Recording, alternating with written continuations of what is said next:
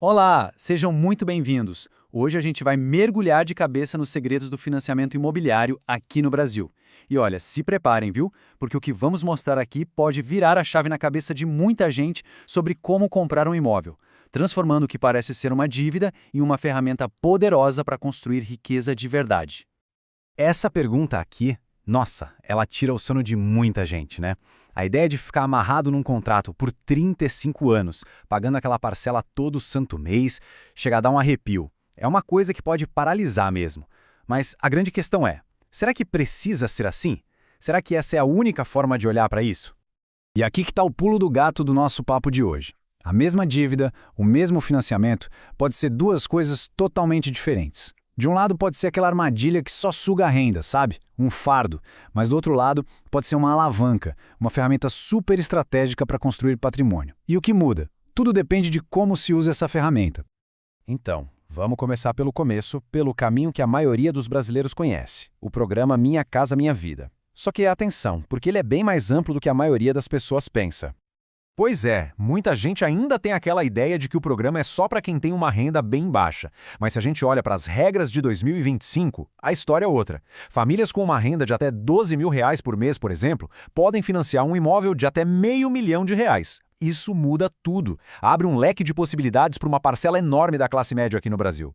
E agora, presta atenção nisso aqui, porque é uma vantagem que pouca gente percebe.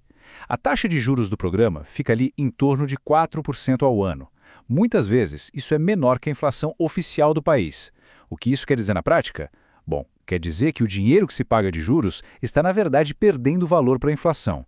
É como se o financiamento, de certa forma, fosse se pagando sozinho com o tempo. É uma vantagem, nossa, gigante. Ok, então conseguir o crédito é o primeiro passo. Beleza. Mas o segundo passo, e talvez o mais crucial, é aprender a dominar essa dívida, e não o contrário. A boa notícia é que existem sim estratégias muito inteligentes para quitar esse financiamento bem mais rápido. E antes de mais nada, tem uma regra de ouro que os bancos seguem à risca, a regra dos 30%. É simples, a parcela do financiamento não pode passar de 1/3 da renda bruta da família. Então, sei lá, se uma família ganha R$ 10 mil, a parcela máxima vai ser de 3 mil. É isso que vai definir o quanto de dinheiro o banco vai liberar. Tá, mas e se a renda de uma pessoa só não for o suficiente? Aí entra uma carta na manga, a chamada composição de renda. Dá para juntar a renda com mais gente, até 3 pessoas no total. Pode ser com o cônjuge, com os pais, irmãos. Fazendo isso, o poder de compra aumenta e dá para conseguir um financiamento maior e, claro, olhar para imóveis melhores.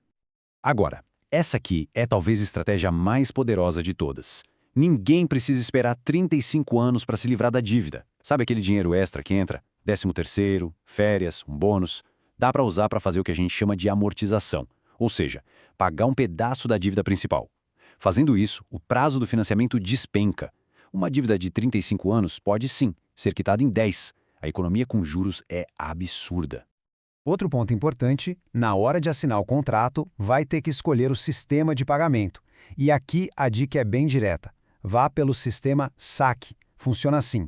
No SAC, as parcelas começam um pouco mais altas, mas elas vão diminuindo com o tempo. O resultado? No final das contas, o total de juros pagos é bem menor. Para quem vai ficar com o imóvel a longo prazo, não tem nem o que pensar. É a escolha mais inteligente. Muito bem, agora a gente vai entrar num conceito financeiro que é realmente poderoso. E para entender, vamos usar uma história bem simples, uma história sobre garrafas de água. Pode acreditar, tudo que a gente viu até agora foi para preparar o terreno para esse momento. O nome desse conceito pode assustar um pouco, alavancagem patrimonial, mas esquece o nome complicado. A ideia por trás é muito, muito simples. Significa basicamente usar o dinheiro de outros, tipo o dinheiro do banco, para gerar um lucro que seria impossível conseguir só com o próprio dinheiro. Para entender isso na prática, vamos imaginar uma situação.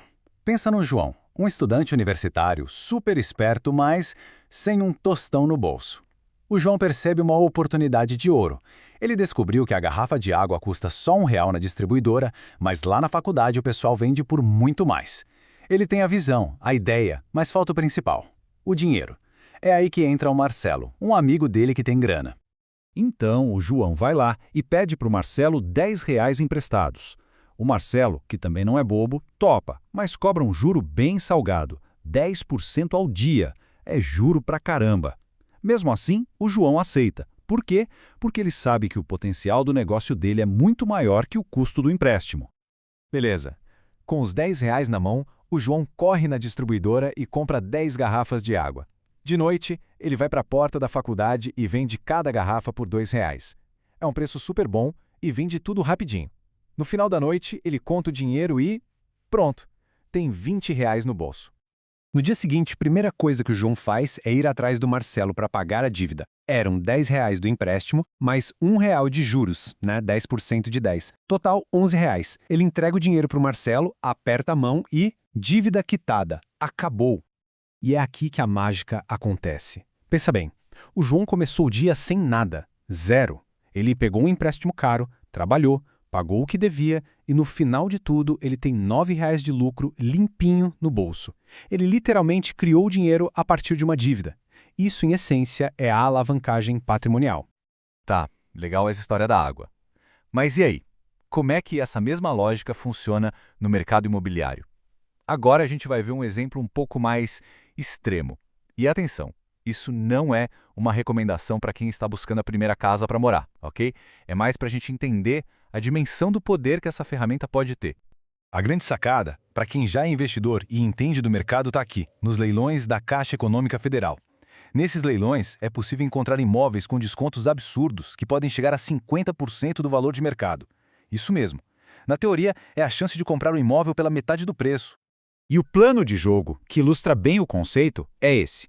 O investidor encontra um desses imóveis com descontão, financia com a menor entrada possível e depois revende pelo valor cheio de mercado, embolsando o lucro.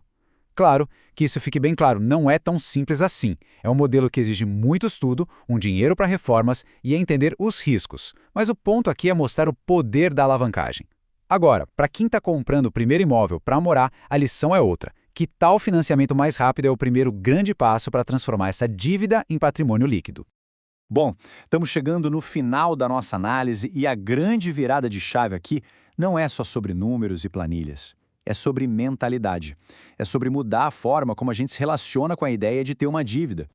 Essa frase aqui resume perfeitamente a ideia. A dívida por si só não é boa nem ruim. Ela é uma ferramenta. E como toda ferramenta poderosa, pode ser usada para construir ou para destruir. Tudo vai depender do conhecimento e da estratégia de quem está usando. O objetivo final é sempre fazer a dívida trabalhar a seu favor.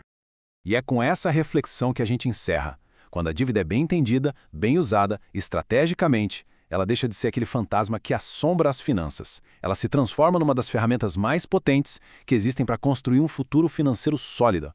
Então, a pergunta que fica no ar é: se a dívida pode ser uma ferramenta, o que dá para construir com ela?